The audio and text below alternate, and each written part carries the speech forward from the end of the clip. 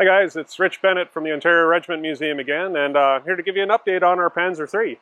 So as you can see, we've now got our sprockets back on and we're getting ready for the track install. So this was all done to replace the final drives. Now the final drive is this piece down here. This is actually out of an M113 because the vehicle has a 113 drivetrain, being a recreation of a Panzer.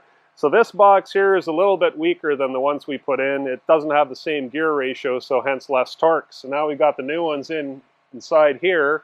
They've got more torque. We're going to be testing them. The next step for us is to do the track. So we've got a pile of loose track here that we haven't washed yet. That's getting ready to wash. But over here, we now have sections of clean track. The one big long segment has got new pins in it, getting ready to reinstall. The second pile is here. That's getting ready to put back together like the first one. So the only thing really left to do on that track is just to put pins in. Now this track is fairly unique. This track was actually reproduced from authentic German track. This is a track shoe. It's all steel. It's cast and then forged.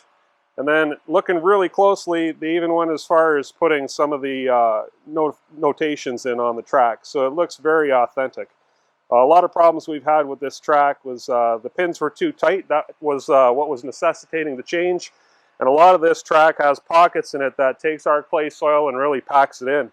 But once it's all clean, we're hoping to get her back on the field and see what differences it makes.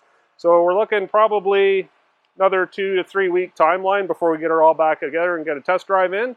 But until then, keep watching and be sure to visit our Facebook site and our webpage at tankmuseum.ca, and have a good day.